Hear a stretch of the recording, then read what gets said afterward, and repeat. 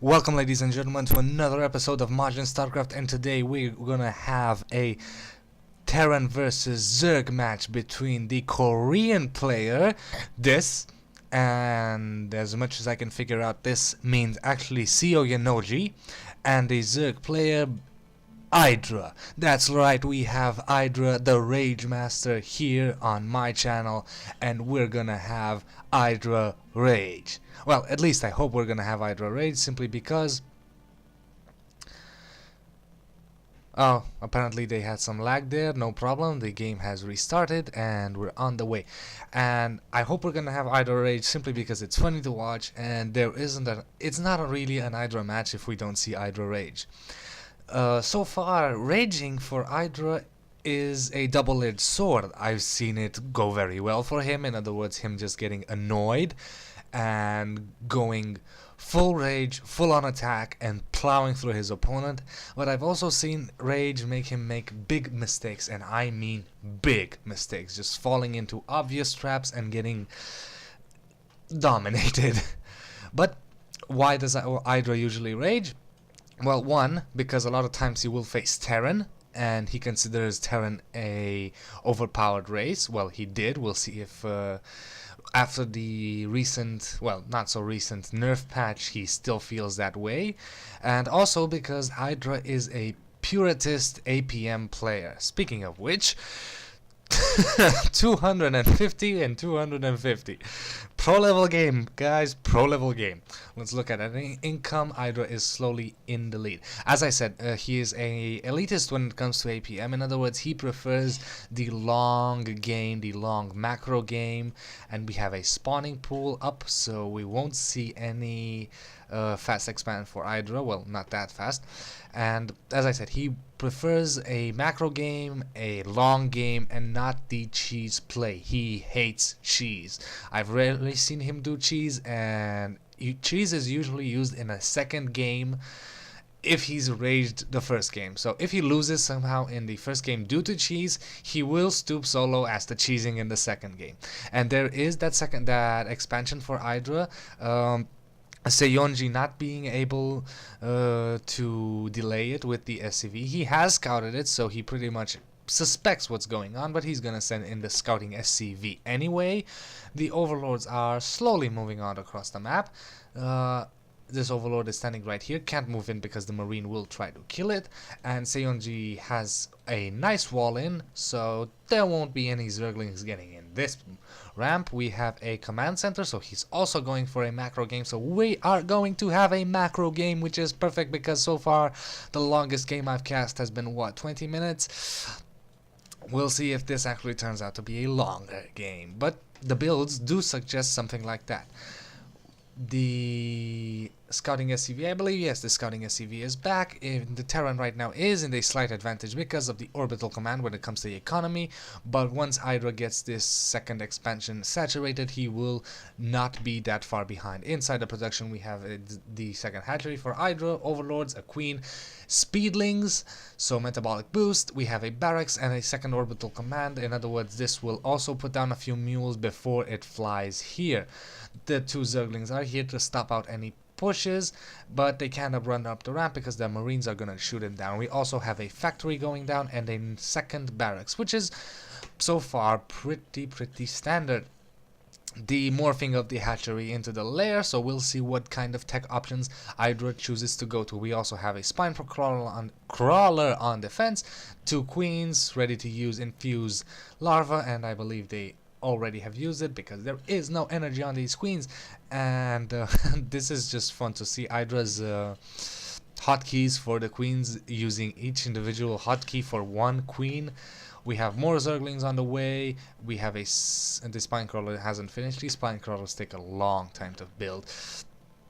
Two more extractors on the way, so the second extractor in his main, a extractor on the expansion. We have stimpaks on the way, so there are a lot of upgrades, a lot of macro. There's a reactor, so we're gonna see a lot of marines. There's a tech lab here, and we're probably gonna hopefully see some marauders, but I don't know if IdrA's gonna get roaches. There are 8 drones on the way.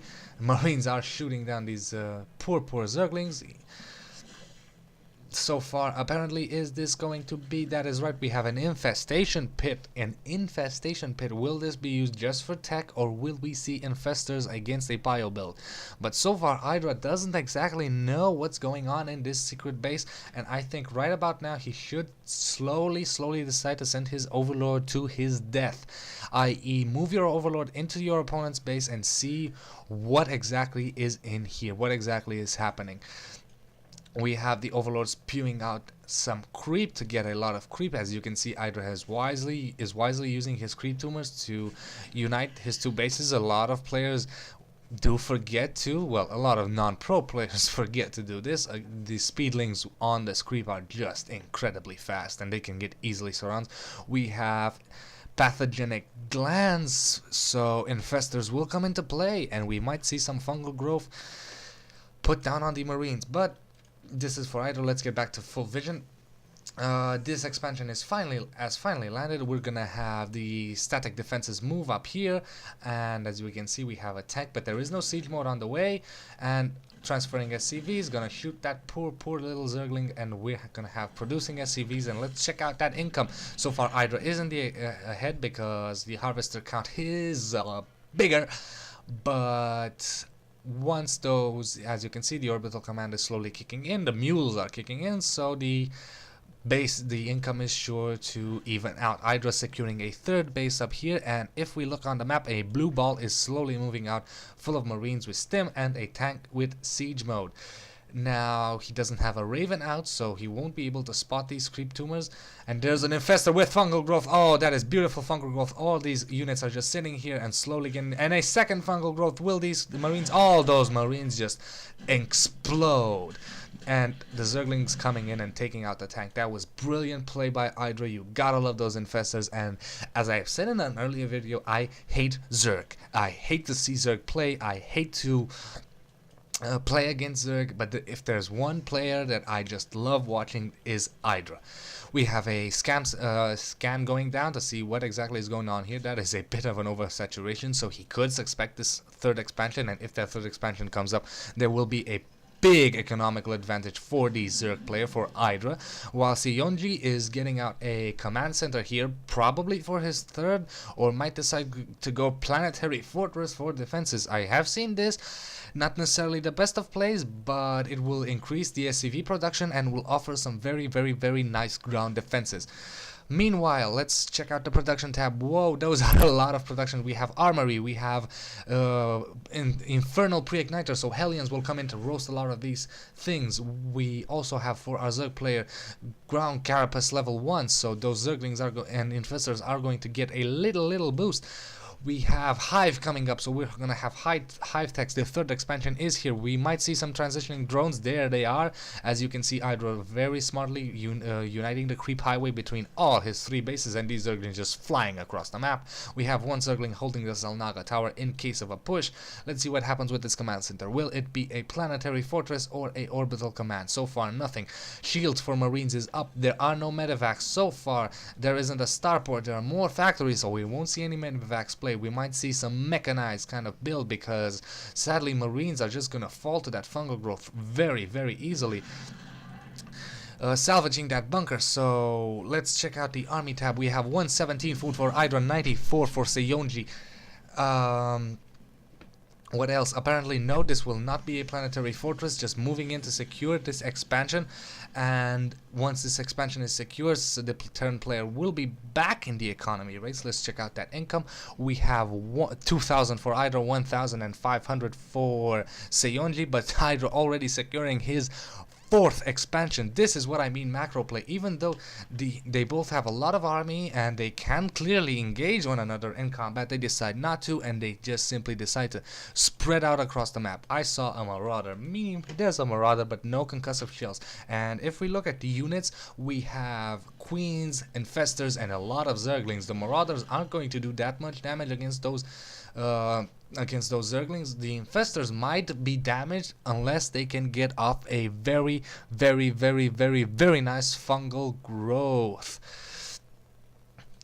Let's see what else. A fourth command center. I wonder what this command center is going to be. We shall see.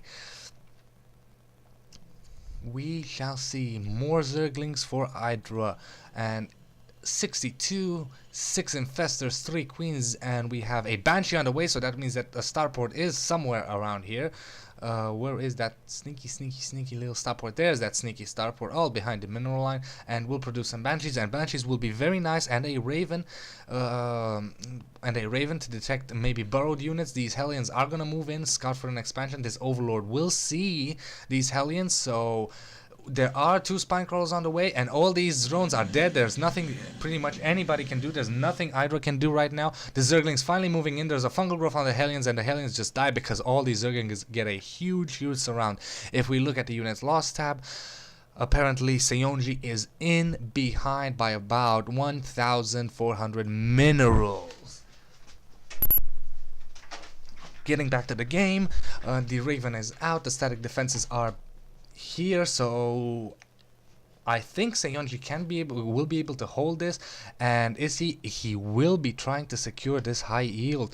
If he moves out, that is good, but he needs to take out both these watchers of the Xel'Naga tower, because this Xel'Naga tower is clearly scouting. So he's managed to secure this expansion. He's managed to block the vision of the Zerg player, but all these Zerglings are gonna move in. I don't think so. Are they? There is no burrow for the infestors.